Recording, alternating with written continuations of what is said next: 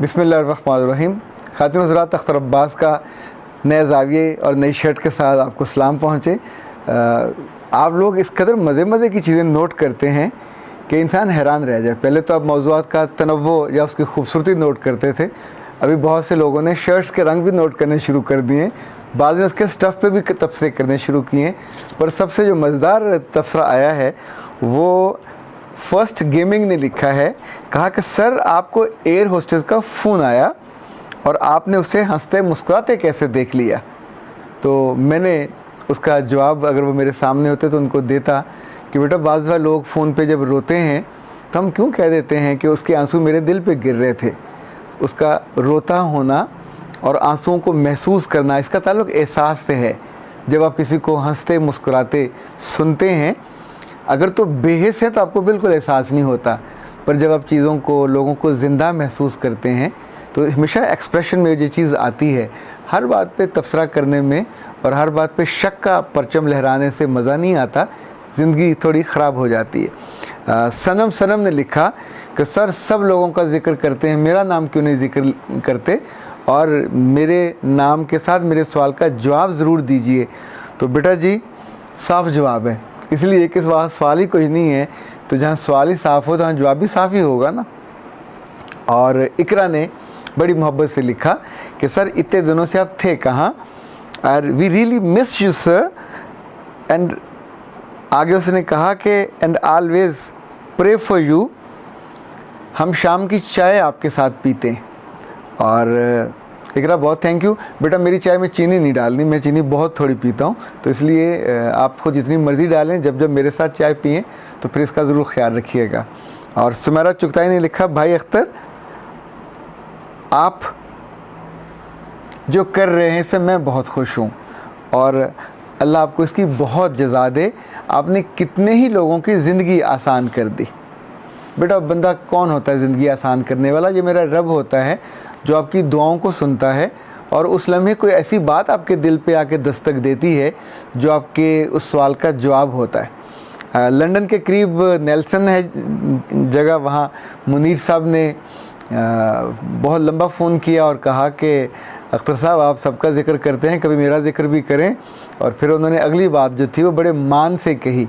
ये मान भी अजीब खूबसूरत चीज़ होती है। कहा कि जब मेरे बेटे की शादी हो जेलम, तो आपने ज़रूर आना है। हम आपको आने की कोई फ़ीस नहीं देंगे, पर आपने आना ज़रूर है, और ये मैं बड़े आपको मान से दावत दे रहा हूँ। मैंने उनको हाँ कर दी है। और खातिन हज़रात, अगले चंद दिनों बाद, यानी जब ये 9 और 10 आएगा जुलाई, तो इंशाल्लाह I would be in Islamabad. 8 और 9 को मैं रावलाकोट हूँगा और रावलाकोट से वापसी पे फिर 2 दिन मैं इस्लामाबाद रुकूँगा। इसमें एक दिन हमने काउंसलिंग के लिए रखा है। जितने लोग जो पेशावर से और इस्लामाबाद के आसपास से हैं, जो लाहौर नहीं आ पाते, तो फिर वो रब्ता करेंगे और जहाँ मैं ठहरा हुआ हूँगा जिस होटल पे, तो वहाँ पे उनका हम काउंसलिंग सेशन ले लेंगे।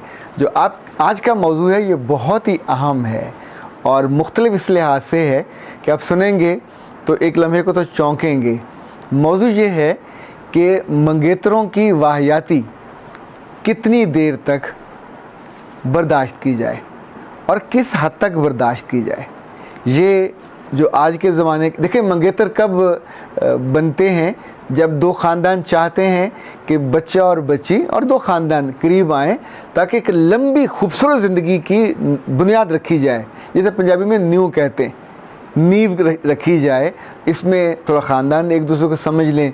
अगर उन्हें लगे कि दोनों एट पार हैं, एक जैसे को समझते हैं, एक दूसरे की कदर करते हैं, उनकी वैल्यूज़ एक जैसी हैं, उनकी मोहब्बत एक जैसी है, तो ज़ाहिर है ये रिश्ता बहुत आसानी से और बहुत दूर तक अच्छा चलता है। और मैं हमेशा से बच्चों से कहता होता हूँ, जब तुम्हारी मंगनी हो तो जैसे कहते हैं ना, होछे हाथ कटोरा, तो पी के आफरिया, ये काम ना किया करो कि फिर हर लम्हे फ़ोन ही फ़ोन करो और हर लम्हे उसी का ज़िक्र करो। उसके बाद हमेशा रिपल्शन होती है। ये जो केस मेरे पास आया, लाइव केसेस का बहुत फ़ायदा होता है। एक बात कॉरपोरेट की ज़िंदगी में हमने सीखी कि जब एक शिकायत हो तो उस जैसी 41 हिडन शिकायत होती हैं जो होती नहीं है, यानी जो लोग कहते नहीं हैं पर दे एग्जिस्ट, वो मौजूद होती हैं। ये सरगोदा के जो चकूक का सिलसिला है, शुमाली चकूक, वहाँ से एक बेटी ने किया। उसने कहा कि सर मैंने सरगोदा यूनिवर्सिटी में पढ़ा। सरगोदा यूनिवर्सिटी माशाल्लाह 26-27 हज़ार बच्चे और बच्चियाँ वहाँ पढ़ते हैं। उसने कहा जब मैं घर से पढ़ने आई तो मेरी मंगनी हो चुकी थी, और उस मेरे मंगेतर ने, जो मेरी एक करीबी अजीज़ा का बेटा है, उसने मेरी ज़िंदगी को इस कदर अजाब में डाला कि ये 2 साल जो मैंने यूनिवर्सिटी में गुजारे, मैंने यूँ गुजारे जैसे मैं डर डर कर खौफज़दा किसी कबूतर की माफिक में हो गई थी। मैं कमरे से बाहर नहीं निकल सकती थी, मैं लोगों से इंटरेक्ट नहीं कर सकती थी। वो मुझे हर बात पे कसम देता था, तुमने बाज़ार नहीं जाना, ये सोचे बिना कि मैं नहीं जाऊँगी तो कपड़े कहाँ से लूँगी, मैं चीज़ें कहाँ से लूँगी। तुमने किसी से बात नहीं करनी, मैं बात नहीं करूँगी तो लोगों से, अपने क्लास फेलो से, अपने ग्रुप से कैसे इंटरेक्ट करूँगी। लेकिन वो हर बात की कसम देता था, और कसम देने के बाद आप सोचिए कि मेरी दोस्तों को फ़ोन करके कंफर्म भी करता था कि ये कहीं गई तो नहीं। फिर उस लड़की ने जो अगली बात कही, उसने कहा सर रमज़ान की इन रातों को जब लोग इबादत करते हैं, अल्लाह के करीब होने की दुआएं करते हैं, तो मैंने सारी सारी रात जाग कर उसके लिए दुआएं की, उसका दिल फिरने की दुआएं की कि जो मेरी ज़िंदगी अजाब न करे।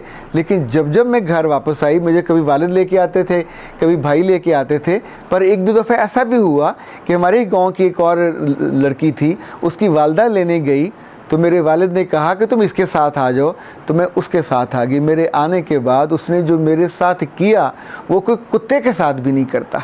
फिर उसने कहा कि जब जब मुझे वो फ़ोन करता है, वो हमेशा मुझे इतनी गलीज़ गाली निकालता है कि तुम तो उन औरतों जैसी हो कि जो उस बाज़ार में बैठती हैं, तुम क्लास में नहीं जाते, तुम तो वहाँ। अच्छा, ये लड़का ख़ुद कोई जाहिल नहीं था, ये कोई गंवार नहीं था, ख़ुद भी किसी अदारे में पढ़ा हुआ था, अभी किसी एग्ज़ाम की तैयारी कर रहा था। पर देखें, जब आप ज़िंदगी में शक के जहर को पी लेते हैं तो फिर आपकी आंखें, आपकी ज़ुबान, आपका हाथ, आपका पूरा जिस्म शक के जहर से भर जाता है। फिर वो ऐसा ही होता है कि आपके लफ्ज़ भी निकलते हैं तो वो जहरीले होते हैं, आपकी निगाह भी अगले पे जाती है तो वो जहरीली होती है। मैंने उस बच्ची से पूछा कि बेटा जिस घर में तुमने ब्याह के जाना है वहाँ और कौन कौन है, क्या तुम्हारी किसी करीबी अजीज़ा की कोई बेटी तो ब्याह के नहीं चली गई वहाँ? तो उसने कहा हाँ, हमारी एक और अजीज़ा है, उसकी बेटी पहले से मौजूद है, और उसकी ज़ुबान इतनी दराज है कि उसने अभी से मेरे बारे में साजिशें करनी शुरू कर दी। जब वो सारी बातें कर चुकी, बता चुकी, तो मैंने उससे कहा तुम एक कागज़ पेंसिल निकालो और उस पर लिखना शुरू करो कि ये रिश्ता 2 महीने से ज़्यादा नहीं चल पाएगा। नंबर 1, वो आदमी न सिर्फ तुम पे ज़ुबान दराज करेगा बल्कि तुम्हारी इज़्ज़त पे भी हमेशा हमले करेगा, और तुम्हारे माँ बाप पे भी हमले करेगा, और उनको भी वो उसी नस्ल में से गिनेगा जो तुमको वो कहता है, क्योंकि इतनी वो गलीज़ ज़ुबान इस्तेमाल करता है। करीबी अजीज़ होने के बावजूद वो अपनी ही नस्ल पे शक करता है, ज़ाहिर है वो उसी ख़ानदान की बेटी है। अगली बात उसको मैंने कहा कि ऐसे लोगों का कोई इलाज नहीं कर सकता जो इतना पढ़ लिखने के बावजूद शक से और वहम से नहीं निकल पाते, उनकी माँ भी नहीं बदल सकती। उसने कहा कि सर उसकी माँ भी वैसी ही है। तो मैंने उसे कहा कि अपने माँ बाप से फिर बात करो। मैं आमतौर पर ये नहीं कहता, मैंने उसे कहा कि अपने माँ बाप से फिर बात करो कि आने वाले दिनों में अपनी बेटी को तलाक दिलवाने के अलावा आप एक और काम भी करोगे, वो ज़िंदा भी वापस नहीं आएगी। ये जो लोग आग जलाते हैं और तेल फेंक के उसको जला के राख बना के भेजते हैं, ये भी ऐसे ही लोग होते हैं जो इज़्ज़तदार घरों की बहू बेटियों पे शक करते हैं। उन्हें उनका पढ़ना बुरा लगता है, उन्हें उनका घर से निकलना बुरा लगता है, उन्हें लगता है कि वो उनकी ग़ुलाम और बांदी हैं। आज के अहद में बेटियां ग़ुलाम और बांदी बना के नहीं दी जाती। हम उनको जहेज़ क्यों देते हैं? उनको तगड़ा करने के लिए। हम उन पे तोहफे क्यों देते हैं उनके बच्चे होने के बाद भी? ताकि ये मैसेज जाता रहे कि ये अकेली नहीं है, पीछे ख़ानदान खड़ा है। पर जब जब कोई आदमी आपकी बेटी को, आपकी बच्ची को बेवकूफ़ करने पे आ जाए, अभी रिश्ता भी नहीं बना, और उससे वो कहे कि मुझे 24 आवर्स तुम अवेलेबल रहो ताकि मैं तुम्हें चेक कर सकूं, और उसका वो मोबाइल पकड़ के उसके वो लोगों का और व्हाट्सएप का सारा डाटा भी रोज़ देखे, ऐसे बंदे के साथ ज़िंदगी तो क्या 1 घंटा नहीं गुजर सकता। ये वो लोग हैं जो ज़मीन को लिटरली जहन्नम बना देते हैं। ऐसे ही लोग हैं जिन्होंने हर घर में इन औरतों को, उन लड़कियों को जो आँखों में ख्वाब भर के जाती हैं खिदमत के, मोहब्बत के, अपनी नस्ल को आगे चलाने के, वो उनके लिए उन घरों में वैसे हालात पैदा कर देते हैं कि जैसे वो उनको हर खाने में ये जो एक ख़ास तरह का अक कहते हैं उसका जहर जैसे दिया जाता है। जैसे वो बैल को हम तुम्मा देते हैं, वो भी जहरीला होता है। ये वो लोग हैं जो अपनी औरतों को, अपनी ही रिश्तों में आने वाली नई लड़कियों को शक में और वहम में उस हद तक ले जाते हैं और पहुंचा देते हैं कि जहां एक एक हरकत पे उनकी नज़र होती है। आप सोचिए कि ऐसे लोगों के साथ बैठा जा सकता है।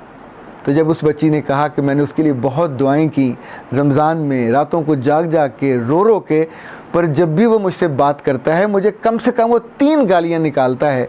तो मैंने उससे कहा, बेटा तेरी दुआओं का जवाब आया है। ये जो तूने मुझे फ़ोन किया, ये जो तेरे दिल में गुमान आया, ज़रा मैं भी पहले इसी दुनिया में था, तू भी इसी दुनिया में थी। तो जब आप रोते हो, रब से कुछ कहते हो, तो रब खुद जवाब देने तो नहीं आता, वो कहीं ना कहीं आपको इंडिकेट करता है। वहाँ जाते हैं या बात करते हैं, जो दिल पे पड़ा हुआ बोझ कम होता है। तो मैंने उससे कहा, देखिए हमेशा सोल्यूशन की तरफ जाइए कि बेटा just go to your mother directly and share all the feeling. जो जो अब तक उसने कहा है कि तुम्हारे साथ मैं ये करूँगा, मैं ये करूँगा, अपनी माँ को वो बताइए। और अपनी माँ को ये भी बताइए कि उसकी माँ और उसकी जो जेठानी है अब तक घर में उसके बारे में जो बातें करती हैं वो भी उस लड़के ने आपको बताया। अभी रिश्ता नहीं हुआ, अभी निकाह नहीं हुआ, अभी कस्में नहीं खाई गई, अभी कुछ भी नहीं हुआ। एक आगाज़ था जो आपको ये जानना था, देखना था कि ये आदमी कैसा है। तो उसने साबित किया है कोई इस काबिल भी नहीं है कि उसके साथ ताल्लुक़ भी रखा जाए, इस्लाम दुआ भी रखा जाए। इस रिश्ते को यहीं टर्न दे देना चाहिए। रब की दुनिया बहुत बड़ी, यहाँ लोग भी बहुत बड़े, रिश्ते भी बहुत बड़े। जिसने चोंच दी है दाना भी देगा, जिसने आपको शक्ल दी है, जिसने अक्ल दी है, जिसने आपको इल्म दिया है, वो इंशाल्लाह आपको बेइज्जत नहीं करेगा। इंशाल्लाह कोई और रिश्ता आ जाएगा, पर ऐसे बेकदरे लोगों के साथ मत जाइए। सो याद रखिएगा कि ये जो मंगेतर हैं, इनकी कमीनगी को और इनकी घटियापन को अगर हो, अच्छे हों तो बिस्मिल्लाह, सर आंखों पे रिश्ता अच्छा चलेगा। पर अगर उन्हीं दिनों में ये साबित कर देते हैं कि ये ट्रस्टवर्दी भी नहीं है, ज़ुबान के अच्छे भी नहीं हैं, नीयत के अच्छे भी नहीं हैं, तो इसको धीरे से नहीं, पूरी वजाहत के साथ और पूरी दानाई के साथ और पूरी जुर्रत के साथ वहीं कट मारना चाहिए कि इट्स नो मोर। तुम्हारे साथ हमारी बेटी बेइज्जत होने के लिए नहीं जा सकती। अख्तर अब्बास को इजाज़त दीजिए। अस्सलाम वालेकुम व रहमतुल्लाह।